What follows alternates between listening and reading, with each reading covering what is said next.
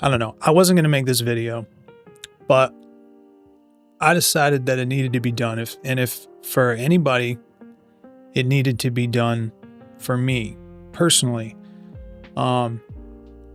If you've watched any of the other videos that I make, usually it's about like the news or topics or just things that have anything to do with gaming. Now, I don't know. I guess what I'm trying to do is pull the plug on the whole automation of this whole thing. I went through my comments this morning and I found a couple in particular that pointed out that this is a really hopeful video, or I smell hopium, etc., etc.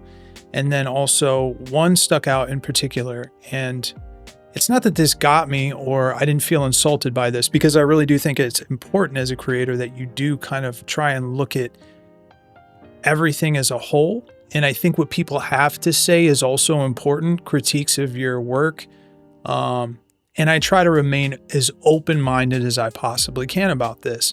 And the funny thing is, just recently, I started to shift to creating a different vibe around my content in the hopes that it would bring a more genuine crowd. You know, I want to create a space for those people to kind of come together at and share those ideas and have discussions and, you know, open up a community.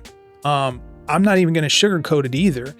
Yes, I am looking for passive income. Now, when I started this thing probably 2 years ago now, which seems like a really long time, but I guarantee you it's not.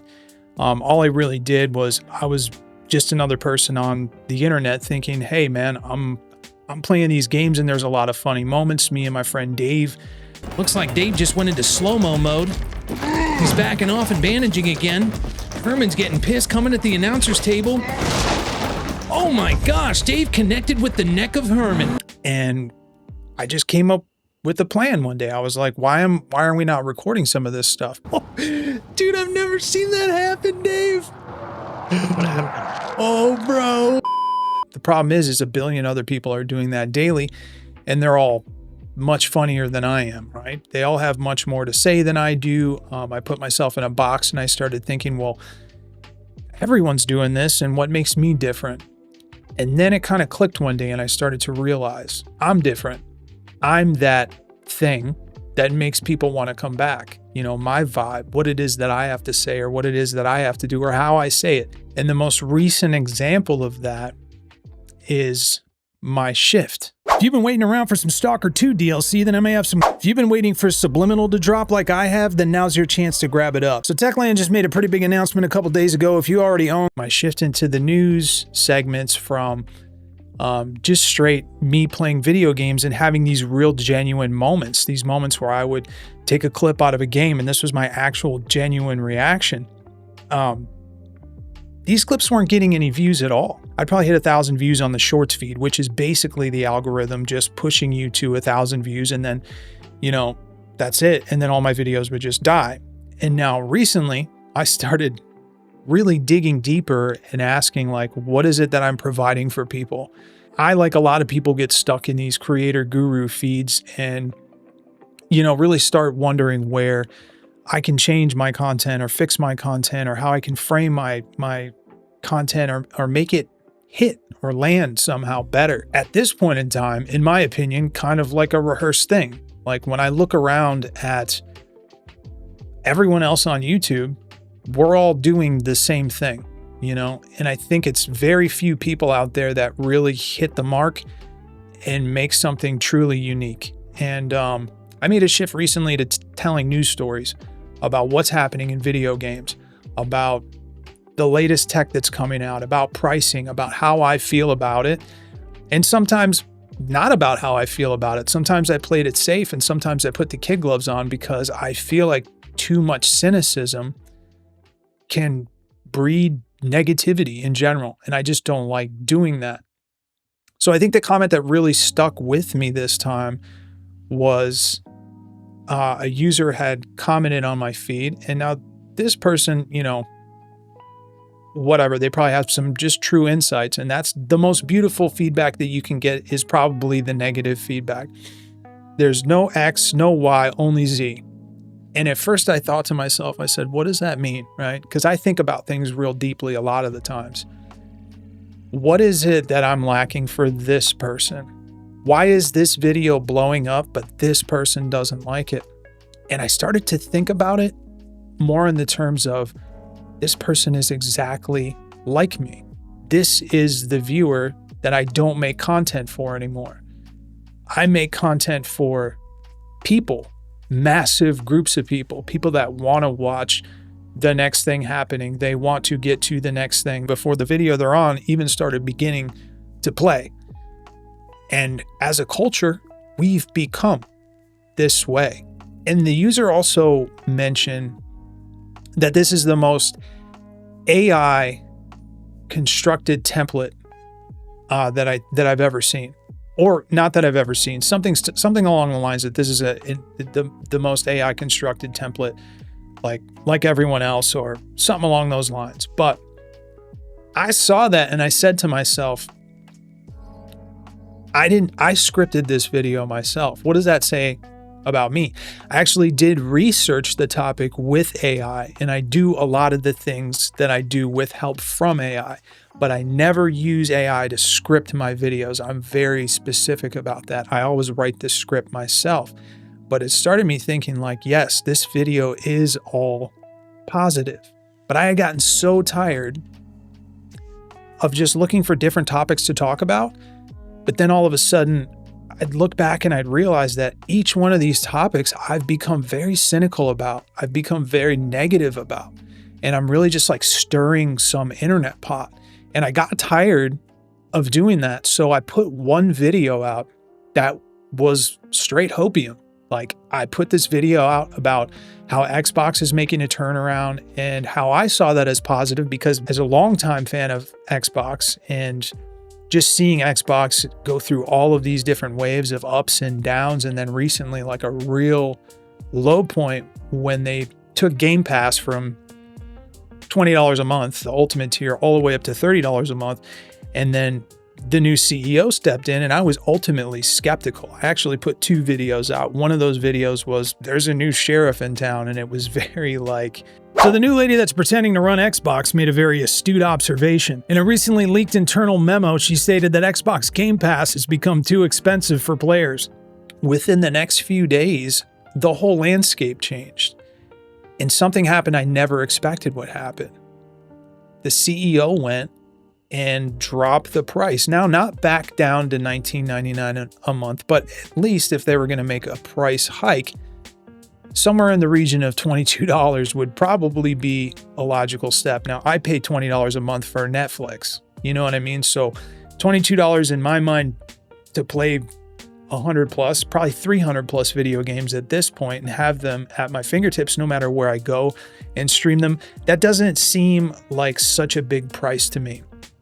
So in my mind, I said, you know what, maybe things are changing. I saw a letter to the whole Xbox staff and everybody, and I actually took it and I read through it. Now, this was something personally that I was very optimistic about. He sent a message out to the Xbox team members globally, detailing player frustration over everything from lack of new feature drops on console to pricing becoming too difficult to keep up with. And so I said to myself, everyone needs to know about this. Like, I can't not report on this.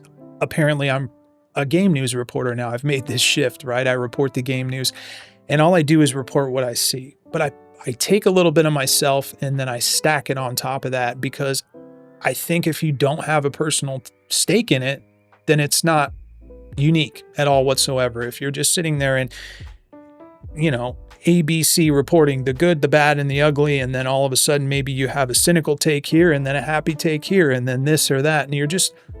I find that to be kind of like playing it safe. I feel like what I did was, yes, very positive, because in that video, I felt a positive shift in the gaming industry. So I reported it, and I also put my feelings into it with a little bit of cautious optimism. You know, I feel like this could be a really good thing for gaming, but I'm not quite sure yet. You know, I made sure to write that in. I made sure to put that in the script. I actually put something completely different in the script. So the ending of the video in question was my real kind of reaction. And I do that in all my videos. I don't script the whole thing 1,000% of the way. Usually what I'll do is I'll say, okay, AI, tell me the top 3 news stories for today in gaming, right?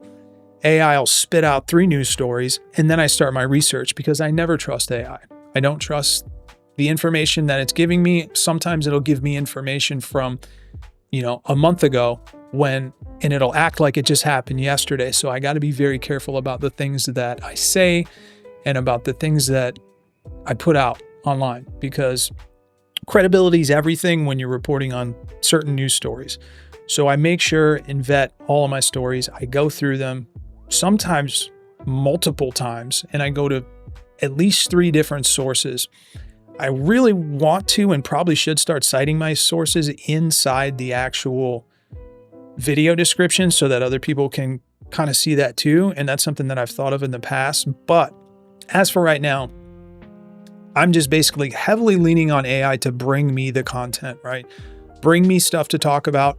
I will specifically write the scripts. If I were to exclude AI from my workflow, the only thing that would change is that I would have to scour the internet for the stories that I come up with.